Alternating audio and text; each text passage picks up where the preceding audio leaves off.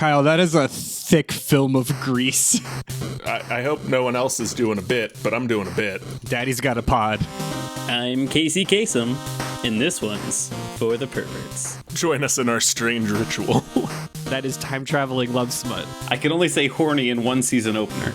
A medium amount of fun and an extra large amount of sweaty. From the minds that brought you Giraffe and Amerisaur. No regrets, no masters. I got dick jokes to make, man. Leave me alone. This is good. This is good for anyone.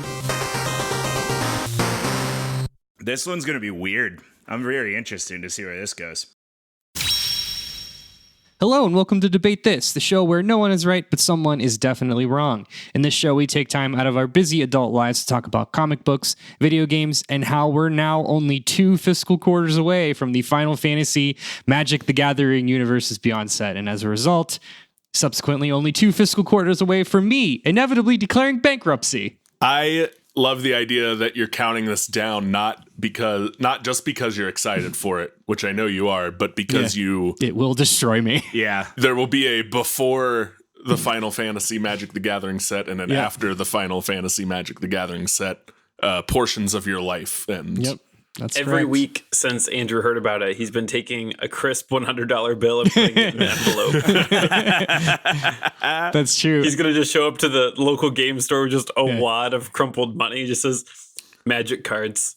Yep. Just give me. I even deactivated my Whatnot account. So Oh, that's a big step. I'm proud of you. yeah. Good job getting off the sauce. That's right. I have a 1 day off coin. So let's just turn our attentions away from my expected and inevitable financial insolvency and toward that sound in the distance. What does that sound? I don't know. Wait. That's right. That insert train noise here means that the Spooktacular Express has arrived at the station to take us to our next spooky destination. Let's all board and wait.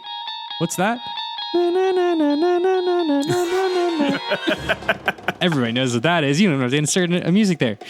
It is the middle ground between Sonic and Shadow, between tungsten and titanium, and it lies between the pits of Yoshi's caked up thighs and the summit of his butt thwomp. This is the dimension of vibration. It is an area which we call the DT zone. I really like that. That's really good, great. dude. I do too. I didn't like the between Yoshi's caked up thighs, but everything else is really good. That's Yeah, just you because you're did. scared. Don't lie. So I was like, when I searched for Twilight Zone intro, it was like, it's the middle ground between light and shadow. I was like, oh shit. It's between Sonic and Shadow. What I have to do. Yeah. And then just kind of ran with it from there. This is the scary door. Yeah, man. We're doing a Twilight Zone episode. Get excited. I am excited. I am Good. so excited. Good. Since I've gotten past the Yoshi's caked up thigh drama, I'm in. I mean, that's not My the worst rod thing is you've heard. Serling. Oh. She sterling my rod until I zone. We'll come back to you. She Twilight my Yeah. zone till I rod Sterling. All There right. it is. All right. So we're doing a God damn it. We're doing a Twilight Zone episode. So I've asked each of my co-hosts here to each embark on a creative writing exercise and give us a nightmare scenario where someone rubbed the proverbial monkey's paw, if you will. They got a twisted version of their fantasy. So like most of the more popular Twilight Zone episodes, I realize this is not just like the contrivance of every Twilight Zone. The one I think the most famous one is the man who just wanted to read all day. So after like arriving in the soul or coming up from the like Soul Survivors apocalypse, it's the guy that's like, there was time now when his glasses break. Yep. Yeah. I fucking love that one. So while we ride our illustrative train into the void of nightmares, let's participate in some commerce. Spooktacular Express is the best time of the year to sign up to join our Patreon. Why is that? Because not only do we have 5 episodes coming out to the main feed this month, but we still have a special episode of our premium show, Deconstructed, that's going to be hitting our Patreon feed. But as they say, that is not all. Anyone who joins the Patreon either as a new subscriber or as an existing one and then just bumps up your subscription will get your first month rebated back to them. And as of today, I have confirmed that that is possible in Patreon, so we're sticking to it. Hey! We haven't lied to you. We haven't lied to you, so you will get your first month or your most recent month rebated back to you. And if we get 10 new subscribers, we will also do a spooky stream on the Debate This Cast Twitch channel for your amusement. Don't ask what it is because we haven't decided yet. If we get 20, Matt will stream it and show feet. You might. I don't know that you could do that on Twitch, TBH. You got to make it look like an accident. That's the thing. Or put fake feet in the bottom. Yeah. I don't know that you can do that either, if we're being honest. Here, I thought this was America. And now let me introduce our panel of storytellers who will lead you through their own terrifying dreamscapes. Todd, to serve man Thomas, Matt, William Shatner seeing crazy shit on a plane, Cole, and Kyle, Kumail Nanjiani erasing people with stand-up, Harper. It's such a good episode. Yeah. Do we want to wax nostalgic about the Twilight Zone for like 30 seconds? Because I'm cool with that if you do. Yeah, we were talking about it off recording. I haven't seen the new Twilight Zone yet. I do also love haven't. the old Twilight Zone. Well, do you know why you haven't seen the new Twilight Zone, No one Kyle has. and Matt? Because it's on a streaming service that no one has ever had except for Matt. The first episode was available broadly to everyone, and that was the Kumail Nanjiani making people disappear due to jokes. Which is really good. It's really Yeah. good. Yeah, it's really, really good. Directed by Jordan Peele. And then they put it on whatever was the precursor to Paramount Plus that you could only, like, it was only Star Trek, the new Star Trek, and the new Twilight It was Zone. like the CBS yeah. app when it was CBS streaming. Yeah. I can't remember if William Shatner seeing crazy shit on a plane, that was done twice. I know it was. So one is in the movie and one is in the show, and I can't remember which one William Shatner appeared in. But The show, I believe. was the that was the show. original Okay. one, yeah. I haven't thought about the movie in a long time. the movie's bad. The movie's Really bad. I'm sure. I believe it was like an HBO miniseries or something like that, right? Does that sound right? direct to HBO sounds right. Like the Tim Curry It. Yeah. Anyway, yeah, Twilight Zone. Twilight Zone fucks. What's To Serve Man? Which one? I don't know. That's the one with the aliens where they come down and they're like, we want to cook dinner. And then they have a cookbook and it says to serve man. Like, it's like, because like it's going on. So like, it's using language. It's like, we want to be your servants, but it's like, no, we want to serve you for dinner. For dinner. That's Which, so dumb. Great. It's so good. good and dumb. I'm surprised Yeah. we didn't get a Soylent Green as people in here. I believe that's a Twilight Zone original. Is that a Twilight Zone? I think that's separate. just a movie. That's just a Charlton Heston movie. That's just a Charlton Heston movie called Soylent Green. That was Soylent Green. I was going to say that was Okay, wait. There's definitely a This Food is People Twilight Zone episode that I'm now for wondering sure. if Soylent Green is directly based on, and I'm very curious about that. We'll wait however long it takes live on we'll recording just leave for this Matt all to in. find it. No, don't do that. Oh, I googled Twilight Zone Soylent Green, and the first thing to pop up was To Serve Man. So there you go. There we are. okay, Great. sure. We got there. Well, as we all know, and you listening out there, you're still with us, I hope. As we all know, every good Twilight Zone episode begins with a setup.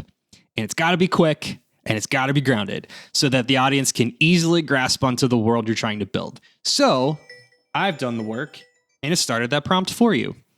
I want each of you to set up Act 1 of your own nightmare, beginning with this sentence. Marvel has announced a large-scale press event and have teased that major news is coming tomorrow. So, gentlemen, play out your version of that announcement. And we'll start with Todd. Imagine for a second a world. A world in which you have everything.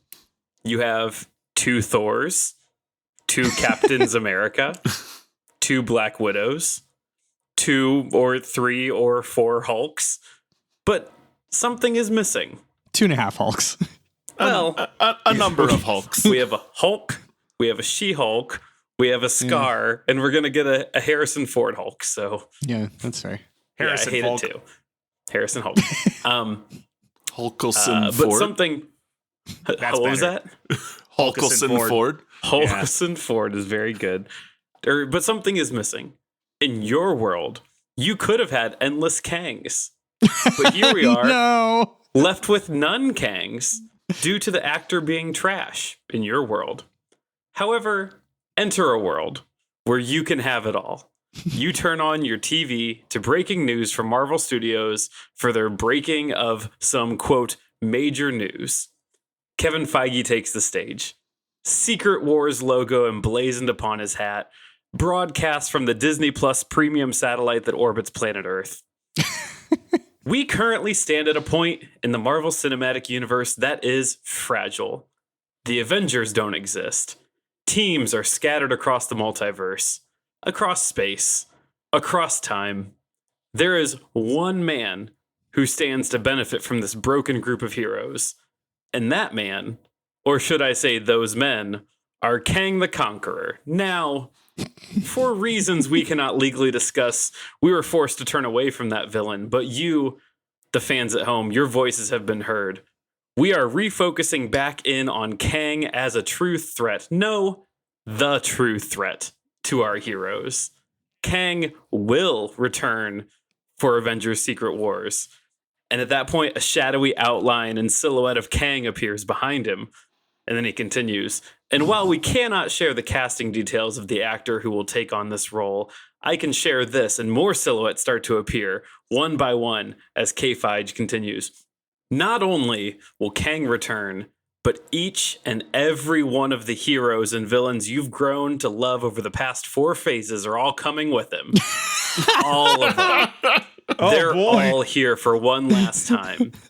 I promise you, our friends at home, this is the last taste of that nostalgia you've been asking for, and then we're moving forward boldly. And let me say, when literal worlds collide and the Avengers are disassembled, who will stand victorious? The press conference ends. The internet is set ablaze, and you find yourself optimistic? A recast of Kang and all your favorite heroes in one last hurrah? That sounds good, maybe.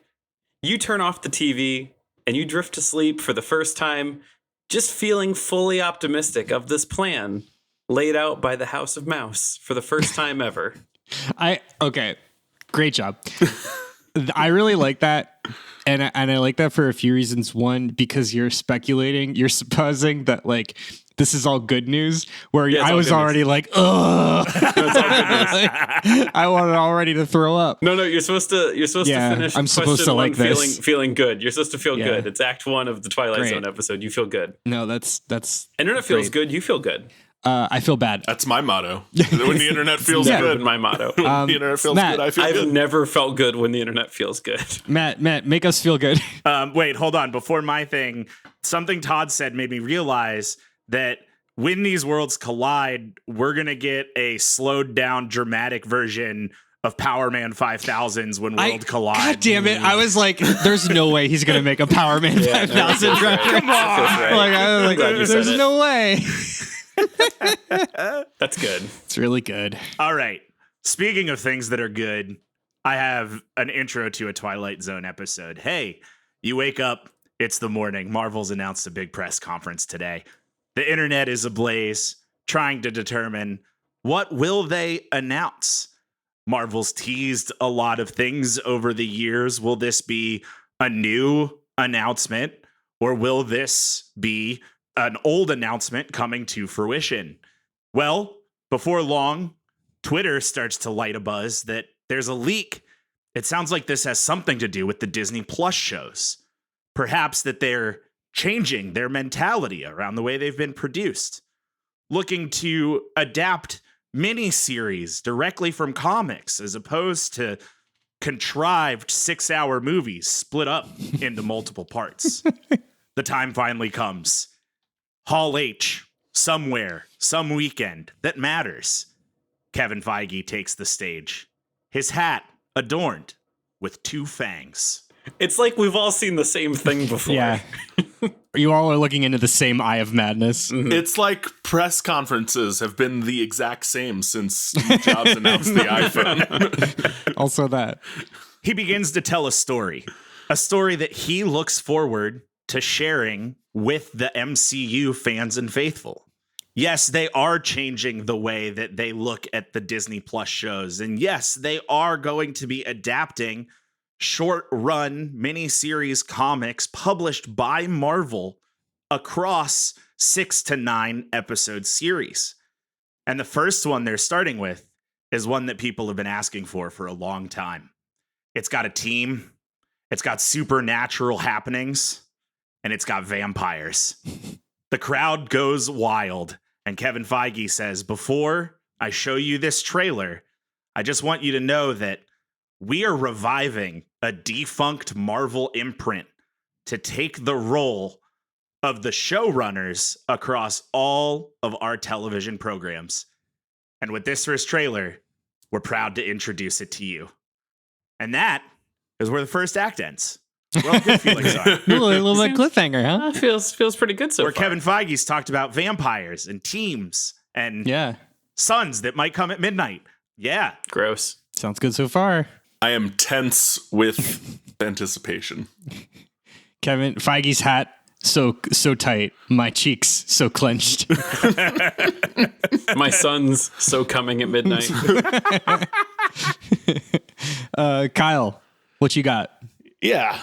So, imagine, if you will, a stage. And on that stage, a man named Kevin wears a ball cap.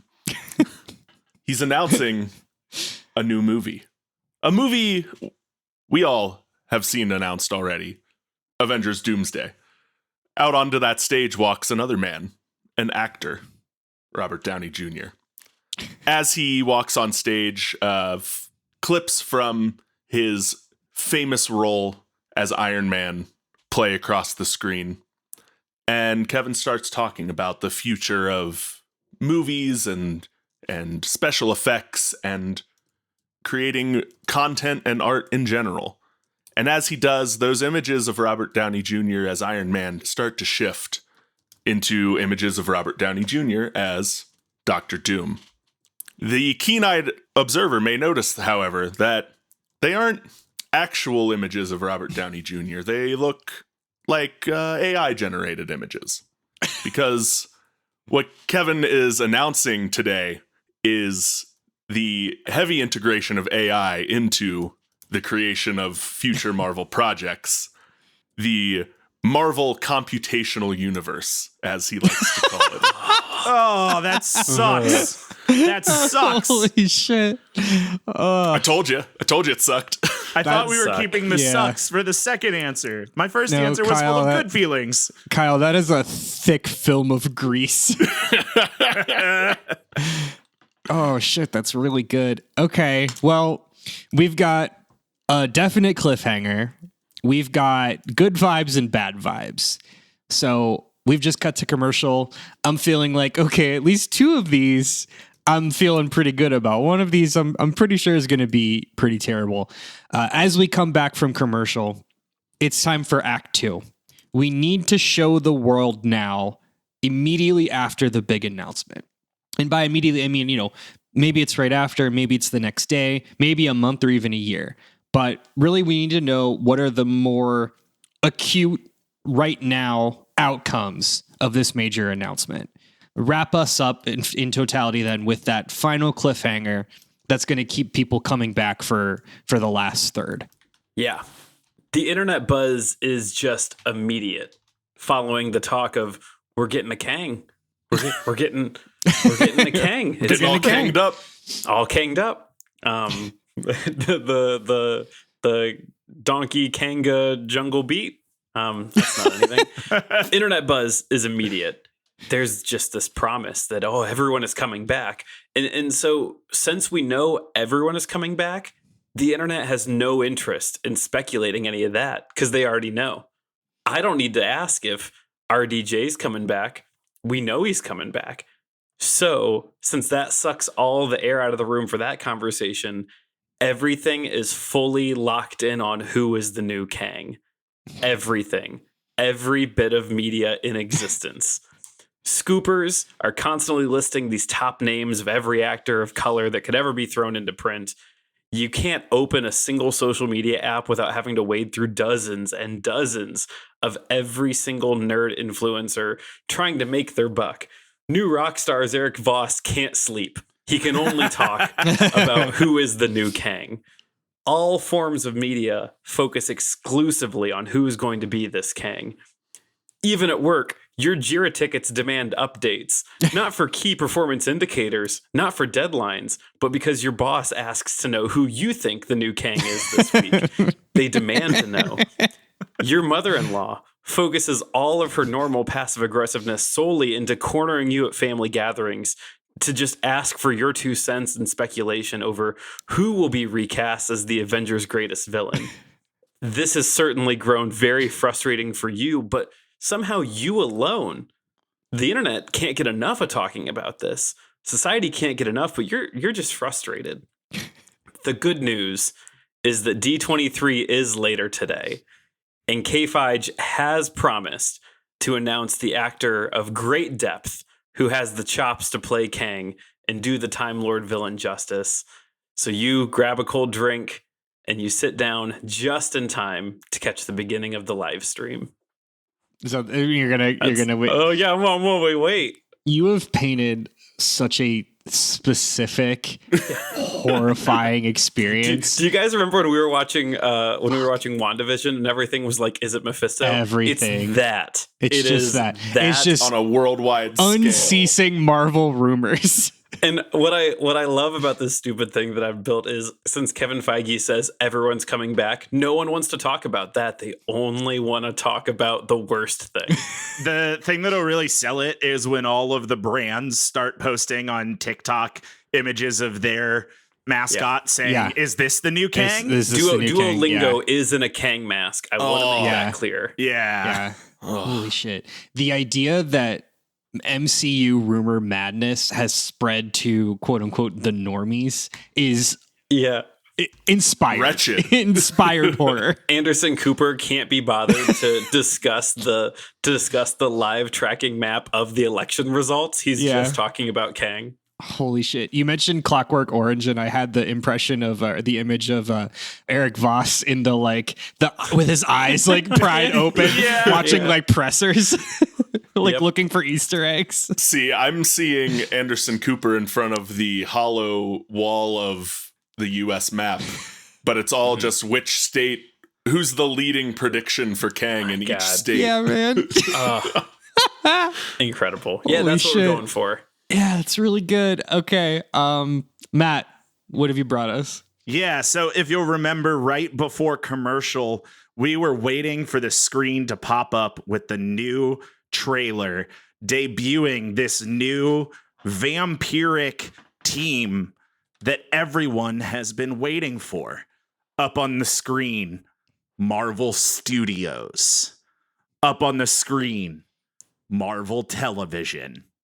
Up on the screen, Marvel Illustrated. Now, wait, hold on. That's weird. When they said they were relaunching an old Marvel imprint, we thought maybe it was going to be Marvel Knights, obviously one of the biggest publishers of the Midnight Suns in the 90s. Or maybe it would be something a little more recent like Marvel Edge, who carried the Midnight Suns from 2009 to 2012. Not Marvel Illustrated. Twitter is abuzz, everyone trying to figure out what exactly Marvel Illustrated is as the trailer continues words upon screen. A legendary mythic being. A relationship across time and country. One man. One half vampire. A hunt to end all hunt. Bram Stoker's Dracula. Hall H erupts in confusion. No one sure what to do until suddenly some YouTuber discovers that in 2007, Marvel published a 6-issue adaptation of Bram Stoker's Dracula under the Marvel Illustrated imprint. Kevin Feige comes back out on stage. That's right, everyone. We are giving our television studios over to Marvel Illustrated to bring to life an adaptation of classic literary pieces that Marvel got the rights to after they went into the public domain, creating miniseries to align with the miniseries of novellas we already cut into 6 pieces. Everyone screams, everyone cheers, no one knows what to do, and we cut to the final commercial of the episode. What just happened? I think we're getting put Sonic in a public domain property, but Marvel. I think that's what we're doing. I think Matt hit us with like deep lore of the deep lore. Like that was a B-side of B-sides on B-sides. Hey, did you guys know that Marvel Illustrated was a whole imprint that Marvel had that like made comic miniseries of classic novels? Of you course know that? We didn't know that, man. No, I didn't never heard of until it. today. Google brought me this, and I needed to bring it to the people. Sure. Yeah, no, we deserve to know this. What are some other hits from Marvel Illustrated, Matt? Oh, hold on. Let me pull the Wikipedia back up. We need to know the MICU. And has Sonic been in them as a creative property? I want to reiterate, I think Matt is just doing Wishbone, but Marvel. It kind of is that. Okay, also, I do want to Also, point we out, need to circle back on a Wishbone episode. Yeah, we should make a Wishbone episode. We could do that in a Ghost Rider episode. Not Ghost Rider, Ghost Rider. I heard you. Marvel Illustrated started in 2007, which feels a lot later than it should. Too recent. They did The Jungle Book. The Hail Mary that was Iron Man hadn't Holy been shit. completed Paid off yet. yet. Yeah. Mid-2000s for Marvel was rough. The Last of the Mohicans. And Treasure Island and The Man in the Iron Mask. In 2008, they did The Iliad and Moby Dick. What? Okay, see, like those two, I would. And then Actually, wait, Iliad, hold on. I feel like The Iliad as a comic is pretty good. In 2009, they did Pride and Prejudice, and they did 1, 2, 3, 4, all 5 of the Wizard of Oz novels. Oh no. Yeah. Wow. Oh, I was gonna joke and say who'd they owe money to, and it was everyone. A lot of companies. I yeah, think. they owed a lot of money to a lot of people for a while. Yeah. They did The Trojan War and Sense and Sensibility. Yikes. Yeah, it's a nightmare. Isn't the Iliad the Trojan War? Aren't those one and the same? I don't No one knows. know. I do like to think we'd that, know if we followed Marvelous illustration. yeah, You're right. I like to think that the Marvel Pride and Prejudice was like the first domino in the series that gave us Pride and Prejudice and zombies. Right. Yeah, I don't know if I like all of that. You're not supposed to like it. I don't think you're supposed to, All Todd. right, well then, mission accomplished, Banner. We're not happy in the Twilight Zone. That's Wait, fair. hold on. You guys No. really need to see this picture I'm about to put in the doc. You got it. It's all of the Pride and Prejudice Marvel books. That's too many. That's yeah, too many man, Pride and that is Prejudice too Marvel many. books. That's 4 more. That's 5 more than I thought there'd be. This wouldn't cause me the psychic damage it is if not for the Marvel logo in the two corners. Like an illustrated versions of like classic novels, fine. Like Yeah, I'm okay with that. it's the Marvel. It's that Marvel that's fucked. logo that is causing me pain. That Marvel bug there in the corner means that I can open up the Marvel Comics app. And I can open up Marvel Unlimited and read all these right now. You super Sure can. The third cover, I like the art in the first two, but the third cover is too. It looks like an episode, like a cover of Squirrel Girl. It looks like and that's an what's like X-Men. really looks like an messing me X-Men up. cover. Yeah, Like an X-Men side, like a girl quest or whatever. power issue of X-Men cover. Yeah, Yeah. 100%. Yeah. That's what's really fucked Yeah, up. this Anyway, sucks. We should move on. Yeah, Kyle, give us something different that sucks in a different way. So we return to our stage. The press conference continues. Kevin Feige is talking, Robert Downey Jr. standing solemnly behind him. And he's explaining how, starting with Captain America Brave New World, AI has started to be integrated into the creation process of Marvel movies. And they show animators using AI to like transform Harrison Ford into a big red Hulk. That's phase 1 of the Marvel computational universe. But phase 2 kicks off with Avengers Doomsday. And as he starts to talk about phase 2, a figure walks across the stage. A figure that looks a lot like Robert Downey Jr., but maybe not as corporeal. It's a hologram. It's like the Tupac hologram, but it's Robert Downey Jr. And Kevin Feige introduces the newest actor in the MCU, AI Robert Downey Jr., or as they've been calling him behind the scenes, Robot Downey Jr. I approve. That's good. I like it. Robot Downey Jr. takes the same pose that Robert has been holding this whole time, and the name Robot Downey Jr. flashes on screen. That is so Futurama coded, Kyle. Yeah, man. I'm not done, guy. I'm not done. And then behind Robot Downey Jr., more figures start to appear and more names appear on screen. Rom Cheadle, Paul Battery, Benedict Cumberbatch, Robo Reynolds, Hugh Packard Jackman, Ruffalo Mark 1, JK Simulation, Cash Evans, Simulator Liu, Florence CPU, Bionic Cooper, and so on and so forth. Wow. That was really good. That was really good. Can I also suggest Rom Clementif? You can please continue to provide robot pun names for me. Kyle's found a new talent. It's making celebrity robot puns. Did you say Dave Romtista? Did we get that? I didn't. Dave Romtista is very good. Yeah, that's a good one. So as these names flash across the screen, so too does the holographic figures increase behind us. And they announce, not only will this project free up the creative liberties of Marvel by no longer limiting us to actors' work schedules or even physically needing to be on set, because their AI counterparts will be able to fill in for them should they need to do pressers or whatever. It will allow for a even more customizable viewing experience. And then the screen shifts, the holograms fade away, and we see a kid watching an Iron Man on screen. And flying up next to that Iron Man is that kid in a smaller Iron Man suit. Yeah, that sounds right. I hate that this is the most inevitable future. I hate that this is like, he's just, Kyle Twilight is just Zone this is more of a Black Mirror episode. You made a Black Mirror. Yeah, you did a Black Mirror. Kyle is coming to us as the ghost of Christmas future. Yeah. Yeah, man, like, good.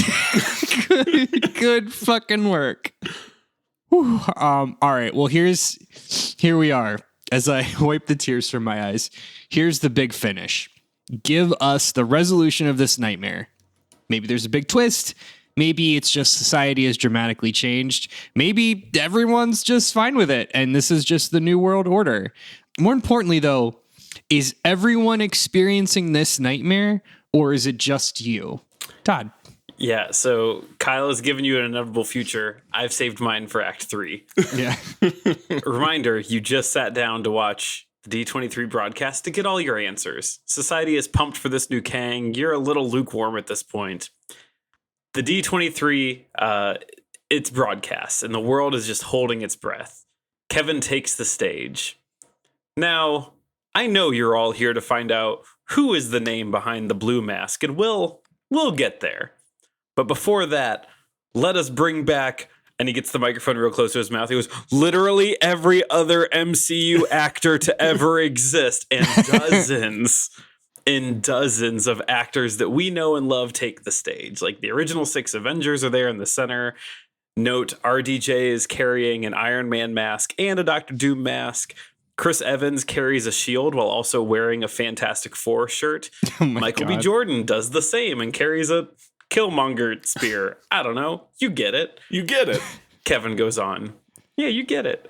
The stage is loaded from everyone from Chris Evans to Channing Tatum. He's there.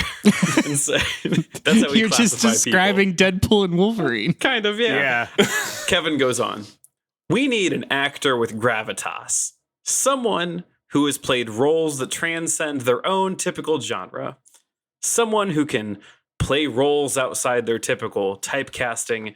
And that is why we are proud to share the only possible person that could step into the shoes of the Conqueror is that of an actor who refuses to be limited by the roles they've played before or how they look physically on the outside. I am pleased to announce our Kang, is no one other than Scarlett Johansson, known for her famous role in Ghost in the Shell, which was certainly casted appropriately and not incorrect at all. And so at that point, we see Scarlett Johansson's face behind the Kang mask, and the audience just goes nuts. They are screaming and shitting and pissing.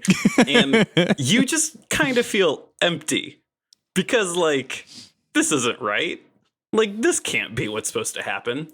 Kevin goes on, and that's not the end of it. Each of these heroes have all tussled with Kang, so I am here to tell you that we have canceled all plans for the mutant saga, and instead we are leaning firmly into more multiversal stories. And the screen begins to flash titles one at a time until the entire screen behind him shows 8 straight years of ex-hero and Kang type storylines, all prominently featuring Scarlett Johansson in them as Kang in perpetuity.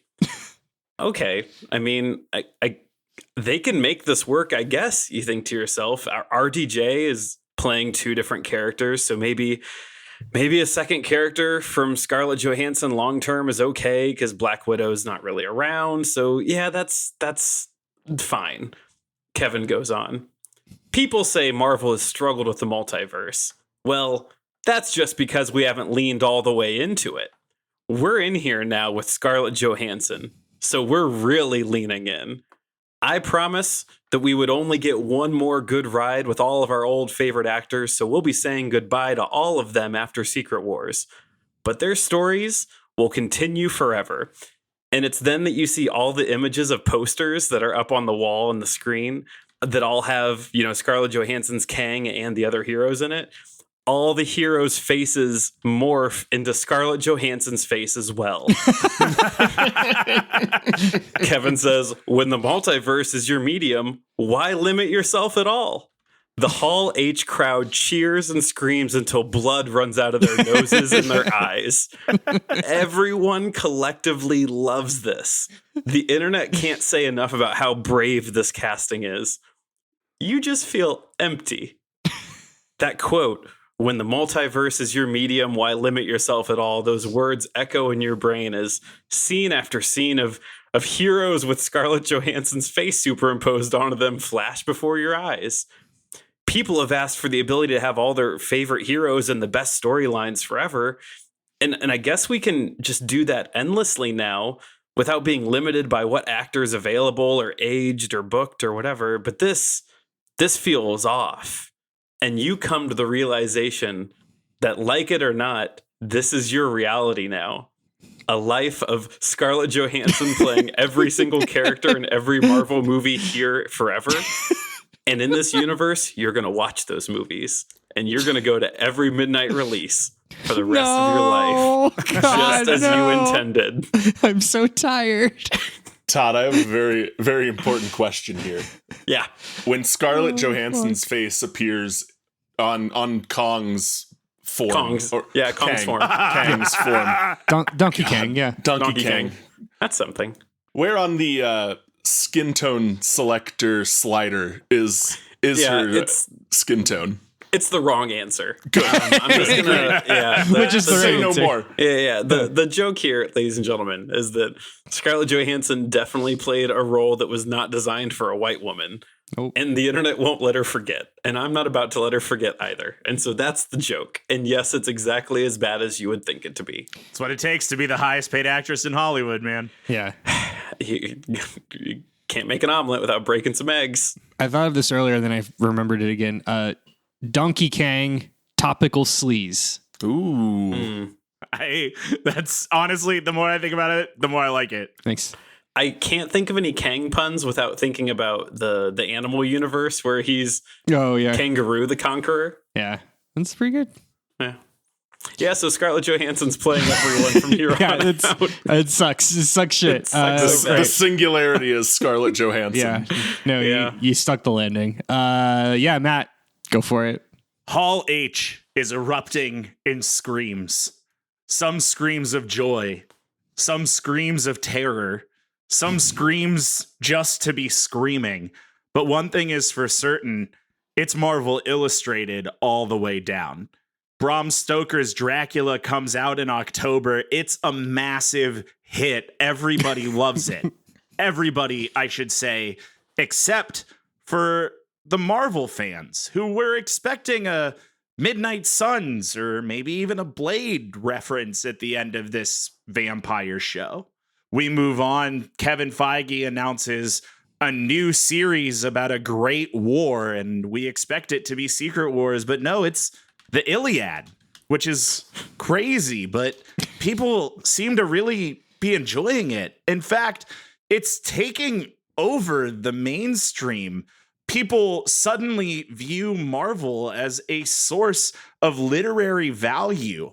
Authors from all around the world turn to Marvel as the new preeminent publisher in entertainment. It's not long before Sarah J. Maas has signed on, and A Court of Thorn and Roses is making its way to Disney Plus in 6 to 8 episodes. Hey, you listening out there, you're welcome. You've sat with us for 156 episodes. You're welcome. You're welcome. You and your fellow Marvel fans weep as show after show is announced under the Marvel banner. Not a single one of them having to do with your beloved superheroes. All of them comic books, yes, or novels in some sort, but none of them with your particle effects and your giant kaijus and your CGI. Where has it all gone? It's too much. It's not what we wanted. We thought everyone would love our niche references and you've got to read the books attitude. And now they want us to actually read books, and we just can't do that. You scream and wake up, realizing that right before Kevin Feige made that announcement, you passed out. Your blood sugar got a little too low. It was never going to be Bram Stoker's Dracula. Those fangs on his hat, it wasn't fangs. It said Kang. Not fangs, but Kang. And you acknowledge that, yes, you never will see Blade. And you never will see the Midnight Suns. But you'll never see Marvel's Bram Stoker's Dracula either. And that's worth it.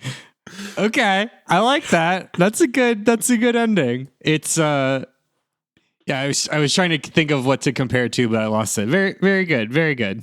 Thanks. Yeah, I got an ACOTAR reference in there, and I feel pretty good about that. Yeah. Kyle. Couldn't be me. Couldn't be me. Count them fingers and teeth for us and tell us your nightmare. So similarly to the other two, the theater erupts with applause. The fans are rabid with all of our new AI generated actors who will be able to work around the clock to pump out MCU content faster than ever thought imaginable. We zoom out and we are met with a pastiche of scenes jumping us forward in the future. Families lining up to go see Avengers Doomsday.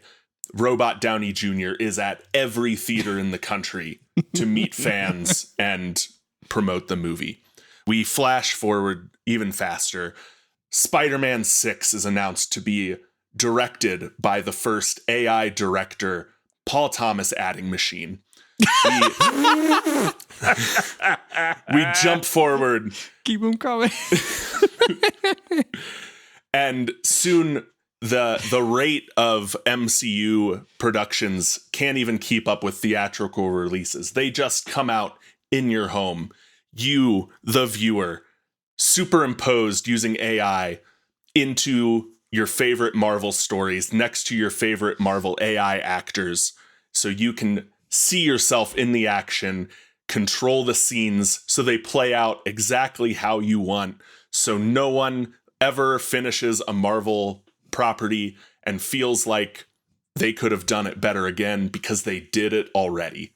The scene shifts again, and we see contracts, terms and conditions. When you sign up for Disney Plus AI, you are agreeing to give Marvel the rights to your likeness if your AI character happens to be popular standing next to your favorite Marvel heroes.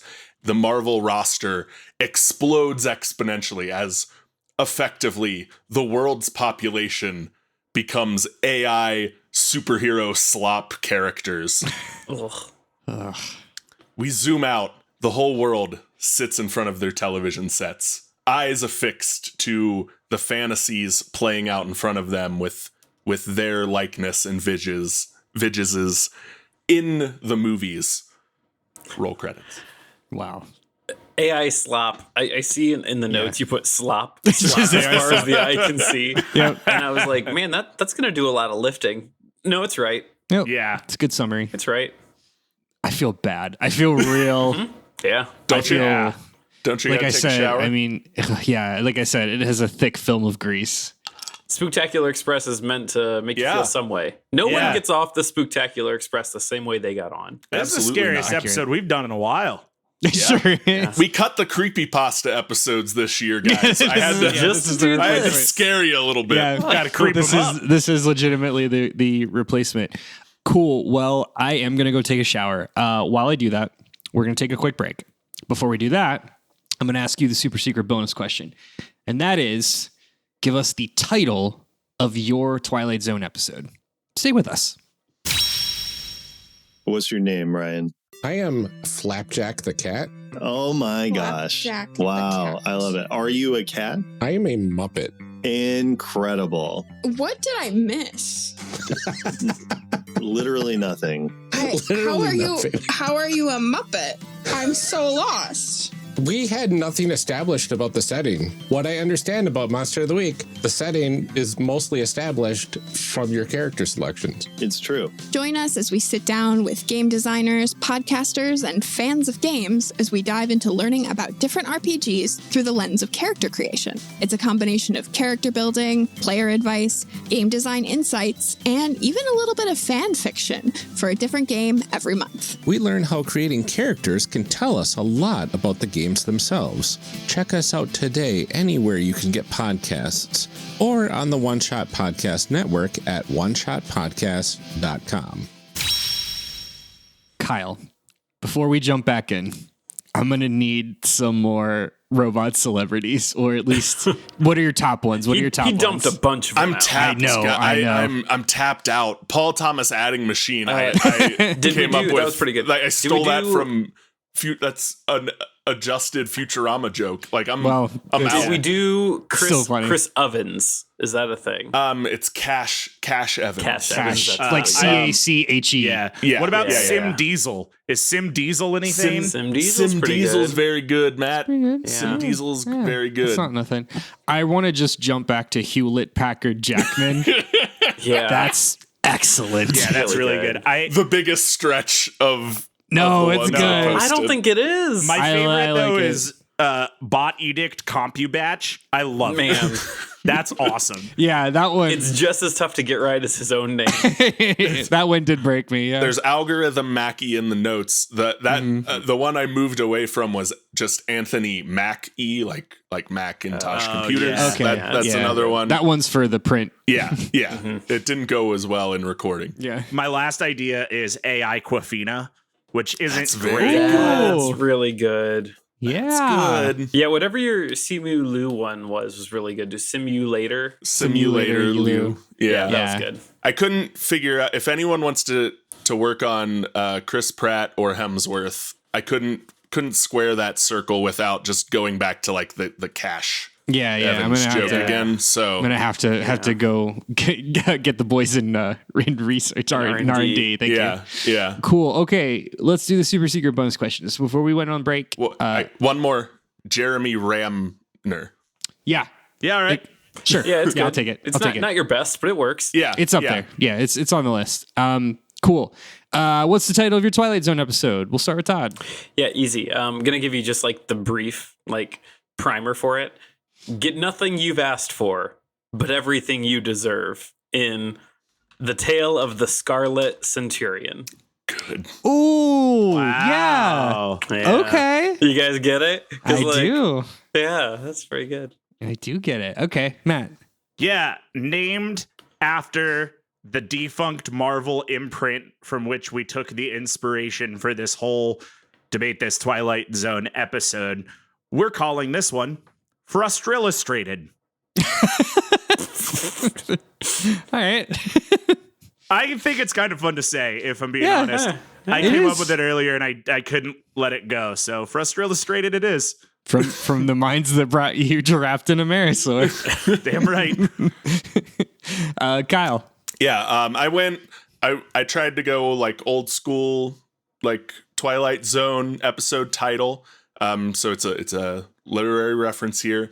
The Best Laid Plans of Mouse and Man. Wow. Okay. Yeah, that's really good. That's really good. It's really good. Okay. Guys, these were incredible. I'm floored. I'm beyond the moon. Let's close this out. Instead of doing our regular closing statements, give me that punchy tagline. You're going to have to do a second one, Todd. Sorry. No, I'm ready for it. Okay, give me a punchy tagline that's going to coincide with those great titles. Yeah. In a universe with limitless actors, what if your universe just uses one specific actress that has a track record of a non-zero amount of cultural appropriation? Sure. Yeah, I've got it here for you. Short, sweet, to the point. They'll suck you dry before they give you what you want. Frustra Illustrated. Yeah, that's good. That's good too. I like it. We'll expand. We'll pull the quote out a bit more. It's the best laid schemes of mouse and man, oft go AI. I don't know enough about of mice and it's men. The best laid schemes of mouse and men oft go awry is the okay. Well, that's okay. good. Good. Yeah. Thanks for clarifying that. I was like, I couldn't place awry. Amazing, incredible work. Great. Something a contrivance to get you guys to say nice things about each other. Go ahead. Yeah. My favorite episodes are where I learn something. And Matt, you introduced me to a new thing that Marvel did. And I don't know if I really like that they did it, but I now know they did it. And so you did it a lot. A lot more than I think any of us would have thought. Like, had Matt said, how many literary classics do you think Marvel illustrated? We'd give a number. That number probably would have been under 10, which half of that number is just Pride and Prejudice. So we certainly would have been wrong. Would have been real wrong. So yeah, the thought that suddenly Disney Plus veers that way and like it's not what you wanted, it's just what you're going to get. And now it's this thing. I think that's very, very funny. I think that is very funny and it would be for someone. Not me, but it'd be for someone. Kyle, I hate yours because it could be real. I hate yours because it's only a matter of time. I feel like there was the AI imagery scare immediately, and everyone has like calmed down a bit because collectively everyone was like, it's not cool for major media to use AI to replace hardworking artists. And then Secret Invasion's credits happened and everyone was like, well, that feels like AI. And they're like, no, it wasn't that. And then we stopped hating on it for the AI art because we had other reasons to hate on it. But this just kind of feels like a thing we might get to. And that is the worst. So yeah, thanks for making us stare into our own reflections for just a little too long today, Kyle. You're welcome. Yeah, Todd, I really like your thing. I think that I, as a lover of interconnected universes and cameos and callbacks, in the last 5 years have really just eked dangerously closer to, threat level midnight. And the thought of just, it's like, all right, this is what you wanted, and now we're shoving it down your throat forever. Good luck. Yeah, that's rough. Also, I, too, watched Chris Grace's Scarlett Johansson and really liked it. So that kind of feels like what you did today. It was knocking on that door. Yeah. Kyle, holy shit, scariest thing we've ever talked about on this podcast, straight up. Like, outside of that one movie that really, Smart House, that really, like, traumatized me. Yeah. Like, broke you as a person, yeah. Every fucking time I talk to somebody in a professional aspect that's like, AI is never going to steal your job, this is the shit that I, like, fear at night. And it's so scary, and it's also so dangerously close to reality. Holy shit. Mm-hmm. So, yeah, I mean, just on all-out scariness alone, good on you. Thanks. I'll echo both of, like, a lot of what you both said and add, I really enjoy that we all went down the same general path of a theme, and that theme is the mouse consumes all. We all went for the what if monoculture extrapolated to the nth degree, and that feels right for this episode, for the MCU Twilight Zone episode. So good on you for great minds thinking alike, both of you. I would like to add too, I want to give all three of you a shout out for each of you at different points incorporated the same but like slightly tweaked horror scene of like just a room full of people just like pissing and shitting and farting and just like like vomiting blood because they're so happy about they're so rabid fandom. That's really good imagery. So like I think why that's scary is because we've all gotten glimpses of this in our 30s when like you know, you hear someone talk about Roblox and you're like, well, I don't know what that is, and that scares me, and I know everyone loves it, and I'm not sure how I feel about that. Like the moment that you think I'm detached from the it thing, but this is the nightmare version of that, and the it thing is objectively terrible. Yeah, it's like, what if I were in the same room where they announced Banjo-Kazooie were in Smash, but it was Robert Downey Jr. is a robot and Scarlett Johansson is the only character in the MCU forever. Like, that combined thing is the bit. Hey, this was amazing. I'm so happy. This was great. This was a lot of fun to listen to. Unfortunately, this is one of those episodes where I wish we could give all of you an award. And the only reason I can't is because all of these have already been picked up. Oh, there it is. Yeah, it's wild. So Kyle, 5 seconds into your pitch, Netflix, Charlie Brooker got on the phone with Netflix and was like, we legally own the idea of AI. This is a Black Mirror. You can't do this. This is a Black Mirror. Hey, it's really good. It's me, Charlie Brooker. This is really good. I'm going to steal this. But like, this is a Black Mirror in it. Because he's English. Yeah, no, I get it. You get it. Matt, similarly, we had mentioned that CBS All Access is the defunct parent of the now dead remake of Twilight Zone.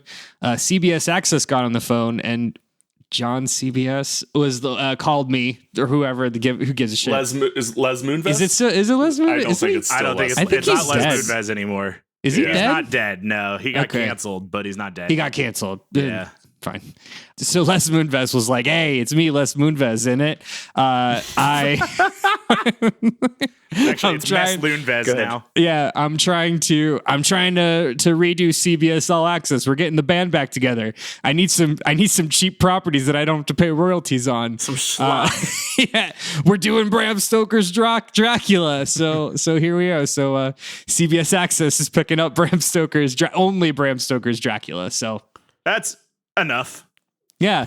So that means, Todd, we're going to go with yours. I don't want to live in this universe. Neither it's do a bad universe. I think I'd rather have one of the other universes. Well, you've birthed this into reality. You have to deal with it now. I'm going to purposely break my only pair of glasses so that I can't consume this media that I'm left alone to watch. And that's going to do it for us. Thanks, everyone, for listening in Debate This. You can follow along with the arguments on Instagram, Threads, and Facebook. And also, much like its own Twilight Zone episode, X, the Everything app. All of those things, including X, the Everything app, are at Debate This Cast or on our website at debatethiscast.com. Up the top of the episode, I mentioned the Spooktacular Express deal of the month. Please go check out our Patreon at patreon.com/debatethiscast. Consider joining if you aren't already. You will get access to our monthly premium feed, which includes Deconstructed, which is our monthly Disney Channel original movie watch-along podcast. We will be doing an episode of Deconstructed on the free feed. But more importantly, why this is relevant this month is if you start a new subscription or rank up your subscription, your existing one, we will knock off your October subscription for free. So you get one free month. If you decide November 1st, you're like, haha, fuck these guys, I'm gonna get cool. You've just scored yourself some free content. We have to do it anyway. So enjoy. We encourage you to check it out. We also have a ton of backlogged episodes of our Real Play podcast the Office Drones, which was a 2 and some change year D&D campaign where we were all Office characters, and it was a lot of fun. And I tricked these guys into playing through the story of Final Fantasy, and everybody had a good time, and no one ever rolled any bad dice. Not once. That said, go check it out. Debate This Cast. Nope. Patreon.com/debatethiscast. Until next time, I'm Andrew Henderson. I'm Todd. The midnight sun cometh. Thomas. I'm Matt. Scarlett Johansson as Finn Jones Iron Fist. Cole. And I'm Kyle. Famous AI director Quantum Tarantino directing a movie starring USB Thurman and Laptopinario Decodrio Harper. And boy, oh boy, if you can't stick that landing, you have no business debating with us. And if you think you're wrong, you can come find us behind the swing sets, nerds.